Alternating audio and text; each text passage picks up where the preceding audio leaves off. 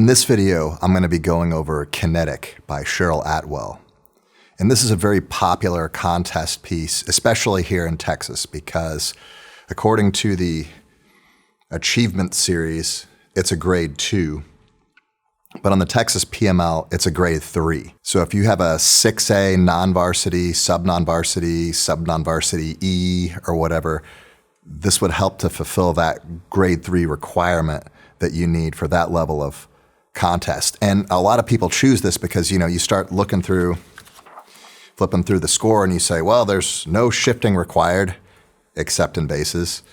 There's no B flats on the A string except in basses. There's absolutely no accidentals at all, except in basses. And there's very little half position except in basses and some in first violin, second violin on the E string. You might also notice, hey, there's a lot of homophonic writing here, which is going to make it quicker to teach. And there's some pros and cons with homophonic writing.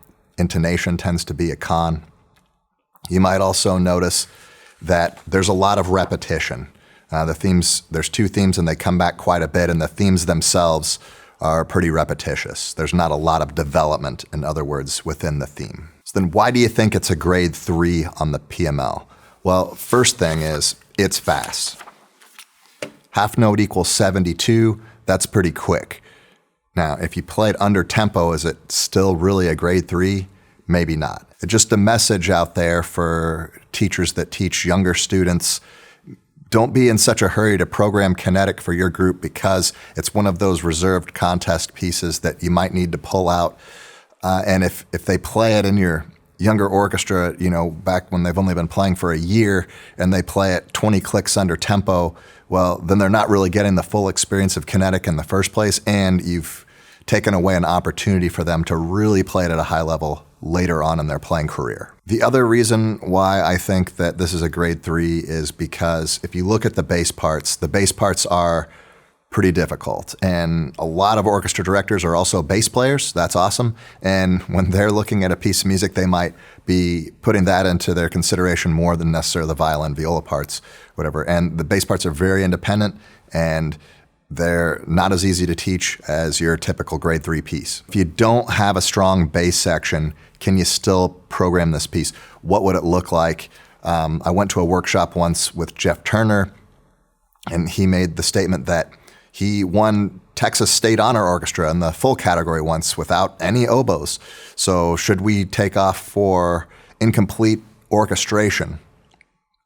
Or could we just take some of the cellos and switch them to the bass parts? I've seen that done before. I guess the issue that I would have with leaving out the bass part entirely is there's so many bass solis.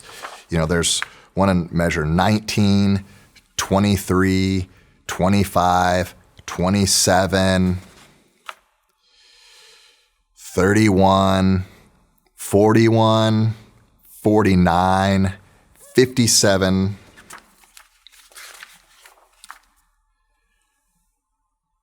61,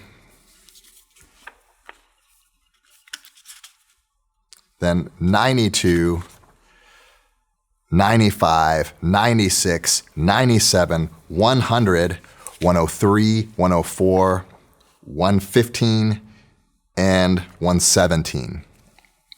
So that's a lot of bass stuff.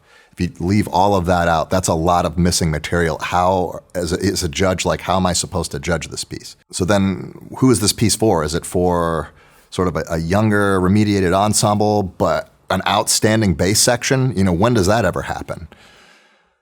There was an elementary string teacher that we had once who was a bass player, and she was super enthusiastic about the bass, and she was recruiting tons and tons of basses, which is great.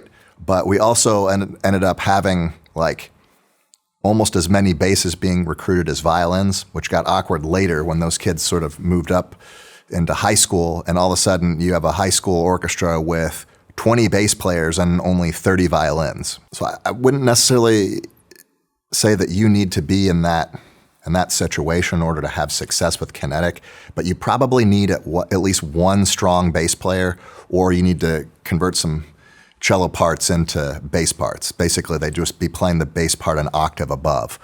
what's written. For a lot of orchestras, you could probably find at least one kid that could cover that part, and that's really all you need. I mean, it helps having more, but that, to be successful, that's probably all you really need. Or at least have the time to work with somebody who's willing to come after school and spend a little bit of extra time to learn the part. This ends up being a pretty good piece to program, especially if you're in that 6A, non-varsity, sub-non-varsity, whatever category, where you got to play a grade 3. How many grade 3s out there are going to be appropriate for that group? And this is probably going to be on that list. In the next video, I'm going to talk to you about style and some of my interpretation.